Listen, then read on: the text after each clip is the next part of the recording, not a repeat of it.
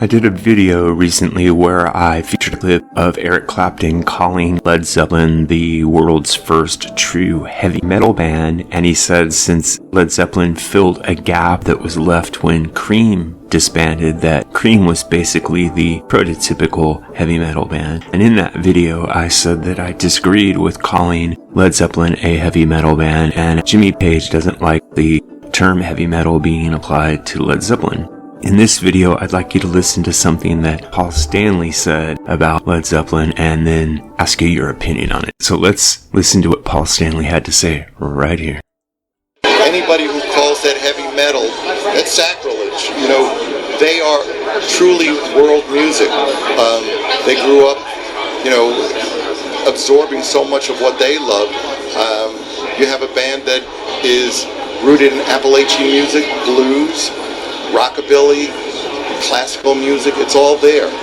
In terms of spanning various genres, there's absolutely no arguing with what Paul Stanley says there. My issue with his comment is in calling Led Zeppelin world music, because I see the band more as a progressive rock band. Think of Led Zeppelin as one of the earliest progressive rock bands, and I think that they set the standard and the foundations for what a progressive rock band would be. And I think that when he says it's sacrilege to call them heavy metal, his main point there, I think, is because it leaves out so much of what else they did, the blues and bluegrass and acoustic influences and whatnot. My issue with not calling Led Zeppelin a heavy metal band is I just don't hear any heavy metal music coming out of them. For example, heavy metal is based around the chugging open E string or detuned low string, and Zeppelin very rarely does that, if ever. Achilles' Last Stand a little bit, and Communication Breakdown a little bit, and there are jams and other times when they might get into that kind of chug chug chug sound, but for the most part that's not what Led Zeppelin does.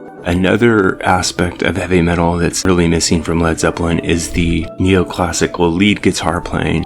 So when Jimmy Page does a solo, he's either playing a blues-based scale or he's doing something completely experimental. He might take his guitar down an unknown path, but he very rarely plays neoclassical scales the same way that guitarists like Ritchie Blackmore or Randy Rhoads or Yngwie Malmsteen or any other of the really high-profile heavy metal guitarists. Now I know Tony Iommi is also a blues-based guitarist, and he's definitely a heavy metal guitarist. But again, Led Zeppelin's not nearly as riff-based as Black Sabbath. Now, in closing, what I'd like to say is that if world music isn't the right category for Led Zeppelin, and heavy metal isn't the right category for Led Zeppelin, and pop isn't the right category for Led Zeppelin, folk isn't the right category for Led Zeppelin, we're running out of categories. So we can either say that they can't be categorized, or we can say that they belong in the bucket with the other progressive bands like Yes and Rush